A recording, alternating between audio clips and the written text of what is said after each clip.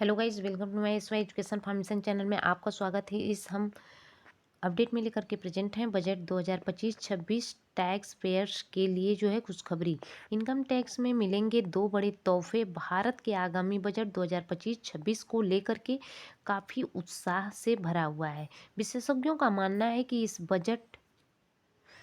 Budget के दाताओं को दो बड़े तोहफे मिल सकते हैं और यह बजट न केवल देश की अर्थव्यवस्था को मजबूत करने बल्कि आम नागरिकों की जेब पर पड़ने वाली जो है बोझ को कम करने का लक्ष्य रखता है। वित्त मंत्रालय ने जो है संकेत दिया है कि इस बार जो है बजट में टैक्स री रिजीम में जो है कुछ महत्वपूर्ण बदलाव किए जा सकते हैं। तो इस बजट में सरकार का फोकस जो है मध्यम वर्ग और नौकरी पेशा लोगों पर होने की उम्मीद है। न्यू इनकम टैक्स की बात करें तो रिजिम को और आकर्षक बनाने के प्रयास किए जा सकते हैं। साथ ही कई क्षेत्रों में निवेश को प्रोत्साहित करने के लिए नए प्रावधान लाए जा सकते हैं। आइए जानते हैं कि बजट 2025-26 में करदाताओं को कौन कौन से बड़े तोहफे मिल सकते हैं। अब बजट 2025-26 की मुख्य बातें। बजट 2025-26 के बारे में जानने से पहले आइए इसकी कुछ महत्वपूर्ण बातों पर एक नज़र डालें। विवरण की जानकारी की बात करें, विवरण में है बजट वर्ष 2025-26 जानकारी। प्रस्तुतकर्ता वित्त मंत्री। मुख्य फोकस करदाताओं को राहत, संभावित तोहफे, दो बड़े गिफ्ट एंड लक्षित वर्ग, मध्यम वर्ग और नौकरी पेशा। मुख्य क्षेत्र न्यू इनकम टैक्स गेम है। जो उद्देश्य इसका क्या है, आर्थिक विकास और कर संरचना में सुधार। प्रभाव क्या है, तो करदाताओं की बचत में वृद्धि। पहला बड़ा गिफ्ट क्या है कि न्यू इनकम टैक्स की बात करें तो बदलाव में 2025-26 में करदाताओं को मिलने वाला पहला तोहफा रहेगा सबसे बड़ा। तो न्यू इनकम टैक्स में संभावित बदलाव हो सकता है और इन नए टैक्स स्ट्रक्चर को और अधिक आकर्षक बनाने के लिए कुछ महत्वपूर्ण कदम उठाए जा सकते हैं। टैक्स स्लैब में जो है बदलाव, नए रिज्यूम में टैक्स स्लैब को और उधार बनाया जा सकता है और इससे जो है करदाताओं को कम टैक्स देना पड़ेगा। स्टैंडर्ड डिडक्शन न्यू टैक्स में बात करें तो स्टैंडर्ड डिडक्शन की सुविधा दी जा सकती है जो कि वर्तमान में पुराने जो है रिज्यूम में ही उपलब्ध है। तो न्यू टैक्स रिज्यूम में पुराने में ही उपलब्ध है। तो छूट सीमा में वृद्धि कर मुक्त आय सीमा को बढ़ाया जा सकता है और जिससे कि इसमें कम आय वाले जो है लोगों को राहत मिलेगी। सरलीकरण टैक्स कैलकुलेशन प्रक्रिया को और सरल बनाया जा सकता है जिससे कि करदाताओं को अपना टैक्स आसानी से समझने और भरने में मदद मिलेगा। इन बदलावों से जो है न्यू टैक्स इनकम जो टैक्स है उसके प्रति अधिक लोकप्रिय हो सकता है, इससे कि अधिक से अधिक लोग इसे अपनाने के लिए प्रेरित होते हैं। दूसरा बड़ा गिफ्ट है निवेश प्रोत्साहन योजनाएं। बजट 2025-26 में करदाताओं को मिलने वाला दूसरा बड़ा तोहफा निवेश प्रोत्साहन योजनाओं के रूप में हो सकता है। सरकार विभिन्न क्षेत्रों में निवेश को बढ़ावा देने के लिए कई नई योजनाएं और प्रावधान ला सकती है। अब यहाँ पे स्ट्रक्चर की बात करें तो बॉन्डेज सरकार स्ट्रक्चर बॉन्डेज में जो है निवेश पर अतिरिक्त टैक्स छूट देती है। ग्रीन एनर्जी निवेश में तो नवीनीकरण ऊर्जा क्षेत्र में भी निवेश करने के वाले को विशेष कर लाभ दिया जा सकता है। और स्टार्टर्स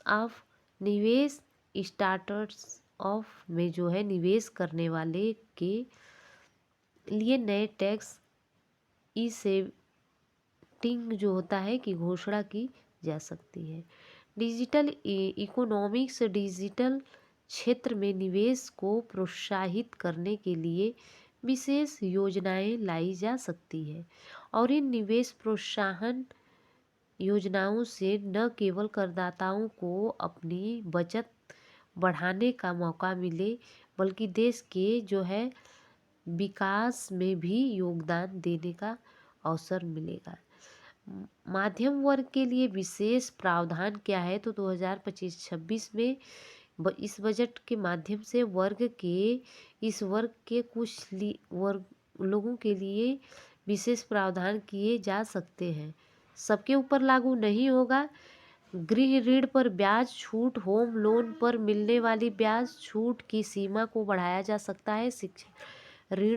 शिक्षा ऋण पर जो है मिलने वाली टैक्स छूट में वृद्धि की जा सकती है। स्वास्थ्य बीमा, हेल्थ इंश्योरेंस पर प्रीमियम की छूट मिल सकती है। पेंशन योजनाएं, एनपीएस जैसी पेंशन योजनाओं में निवेश पर अतिरिक्त टैक्स लाभ दिए जा सकते हैं। और यहाँ पे देखेंगे कि दोस्तों इन प्रावधानों से मध्यम वर्ग को अपनी आय का बेहतर प्रावधान करने और भविष्य के लिए बचत करने में मदद मिलेगी। नौकरी पेशा वर्ग के लिए जो है लाभ, बजट 2025-26 में नौकरी पेशे वर्ग को भी ध्यान में रखा जा सकता है। ट्रांसपोर्ट अलाउट की जो अलाउंस होती है उसकी टैक्स फ्री सीमा में बढ़ाया जा सकता है। कूड कूपन या मील वाउचर जो होता है उस पर भी मिलने वाली छूट भी की वृद्धि की जा सकती है। वर्क फ्रॉम होम भत्ता जो है, वर्क फ्रॉम होम के लिए जो है एक नए टैक्स फ्री भत्ता शुरू किया जा सकता है। और स्किल डेवलपमेंट, कौशल विकास पर किए गए खर्च पर भी टैक्स छूट दी जा सकती है। ये लाभ नौकरी पेशा वर्ग को अपने आय का बेहतर उपयोग करने में मदद करेंगे और उनकी जो है क्रय शक्ति को बढ़ाएंगे।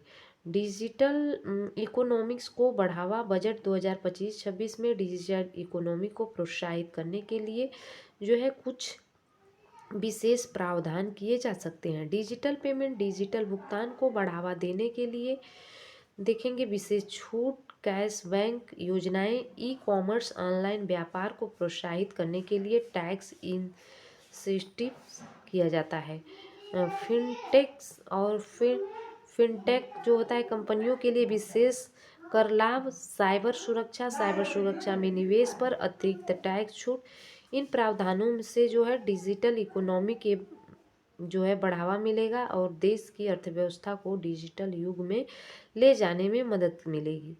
ग्रीन एनर्जी और सस्टेनेबल्स डेवलपमेंट, बजट 2025-26 में पर्यावरण संरक्षण से सतत विकास पर भी ध्यान दिया जा सकता है। सोलर पैनल, घरों में सोलर पैनल लगवाने पर अतिरिक्त टैक्स छूट, इलेक्ट्रिक वाहनों की खरीद पर विशेष छूट सब्सिडी, ग्रीन बिल्डिंग, पर्यावरण अनुकूलन भवनों के निर्माण पर भी टैक्स लाभ, रिसाइक्लिंग जो होता है उसके लिए भी, वेस्ट मैनेजमेंट में भी निवेश पर प्रोत्साहन। ये प्रावधान न केवल पर्यावरण संरक्षण में मदद करेगा बल्कि ग्रीन टेक्नोलॉजी के क्षेत्र में नए रोजगार के अवसर भी पैदा करेंगे। स्टार्टअप इकोनॉमिक्स सिस्टम को भी बढ़ावा देगा। बजट 2025-26 में स्टार्टअप इकोनॉमिक्स जो है इकोसिस्टम को मजबूत करने के लिए कुछ महत्वपूर्ण मदद जो है कदम उठाया जा सकता है। इसमें टैक्स हॉलीडे जो है, नए स्टार्टअप्स के लिए टैक्स हॉलीडे की जो है अवधि बढ़ाई जा सकती है। जो एंजल टैक्स होता है वो एंजल टैक्स निवेशकों के लिए जो है टैक्स नियमों में छूट दी जा सकती है। R&D खर्च जो है, अनुसंधान, रिसर्च और विकास पर किए गए खर्च अतिरिक्त टैक्स छूट होगा। तो बहुत सारे प्रावधान हैं। बता दें कि यह वीडियो जो सूचनात्मक उद्देश्य के लिए बजट 2025-26 के बारे में जानकारी दी जाने की अनुमान से विशेषज्ञों का राय है कि इस पर आधारित वास्तविक बजट घोषणाएं जिससे विभिन्न हो सकती है। कृपया किसी भी वित्तीय निर्णय लेने से पहले अधिकारी स्रोतों से पुष्टि करें और पेशेवर से सलाह लें और तब इस प्रकाशन की जानकारी के उपयोग से होने वाले किसी भी नुकसान से जो भी रिजल्ट आएगा उसका जिम्मेदार हम नहीं होंगे ना हमारा चैनल होगा। Thanks for watching, God bless you.